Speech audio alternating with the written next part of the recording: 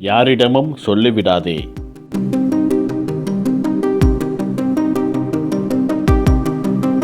ஒரு கிராமத்தில் துறவி ஒருவர் வசித்து வந்தார்.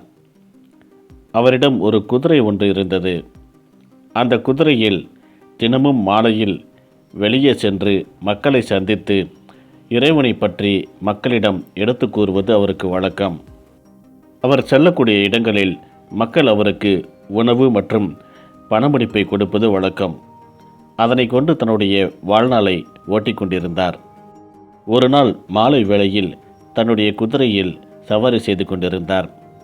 அவர் சென்று கொண்டிருந்த பாதையில் ஒரு இளைஞன் மயங்கியபடியே கீழே படுத்திருந்தான். அவனை பார்த்ததும் பதறிய அந்த துறவி தன்னுடைய குதிரையை ஓரமாக நிறுத்திவிட்டு கீழே இறங்கி அந்த இளைஞனை தூக்கினார். அந்த இளைஞனை தூக்க முடியாமல் தூக்கி மெதுவாக குதிரையின் மீது ஏற்றினார்.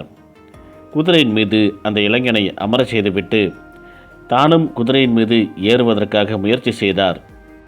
அதுவரை சோர்வாக காணப்பட்ட அந்த இளைஞன் திடீரென அந்த குதிரையை வேகமாக இயக்கி அங்கிருந்து ஓட வைத்தான். அந்த இளைஞனை சுமந்தபடியே அந்த குதிரை வேகமாக ஓடி மறைந்தது. அதிர்ச்சியோடு பார்த்து கொண்டிருந்த அந்த துறவிக்கு அப்போதுதான் நடந்தது என்ன என்பதை புரிய ஆரம்பித்தது. அந்த இளைஞன் ஒரு திருடன்.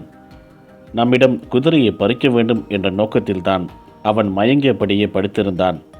இதை அறியாமல் அவனை குதிரையில் ஏற்றியவுடன் குதிரையை வேகமாக ஓட்டி சென்று விட்டான் என்பதை அந்த துறவி உணர்ந்து கொண்டார். நமக்கு இன்று இப்படி நடக்க வேண்டும் என்று எழுதி உள்ளது, அதை யாரால் மாற்ற முடியும் என்று தனக்குத்தானே மனதை தேற்றிக்கொண்டு அங்கிருந்து நடைப்பயணமாக தன்னுடைய வீட்டிற்கு சென்றார் அந்த துறவி. சிறிது காலம் சென்றவுடன் மக்கள் கொடுத்த அன்பளிப்பு பணத்தை எல்லாம் சேமித்து வைத்து புதிதாக ஒரு குதிரையை வாங்கலாம் என்று சந்தைக்கு புறப்பட்டார் அந்த துறவி. சந்தையில் ஒவ்வொரு குதிரையாக பார்த்து கொண்டே வந்தார். இவர் ஏற்கனவே வைத்திருந்த இவருடைய குதிரை அங்கே நிற்பதை கண்டார். அதன் அருகில் அந்த இளைஞன் நிற்பதையும் கண்டார்.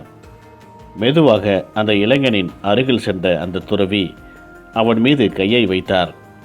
திரும்பி பார்த்த இளைஞன் துறவியை பார்த்தவுடன் அதிர்ச்சியடைந்தான். துறவி அவனை பார்த்து புன்னகை செய்தவாறே கூறினார், யாரிடமும் சொல்லிவிடாதே. இந்த குதிரை உன்னிடம் எப்படி வந்தது என்பதை யாரிடமும் சொல்லிவிடாதே. மயங்கியபடி நடித்து எனக்கு உதவி செய்ய வந்தவரிடம் இந்த குதிரையை நான் களவாண்டு விட்டேன் என்று மற்றவரிடம் நீ கூறினால் உண்மையிலேயே மயங்கி கிடந்தாலும் மக்கள் எவரும் உதவிக்கு முன்வர மாட்டார்கள். எனவே யாரிடமும் சொல்லிவிடாதே என்று அந்த துறவி அவனை பார்த்து கூறினார்.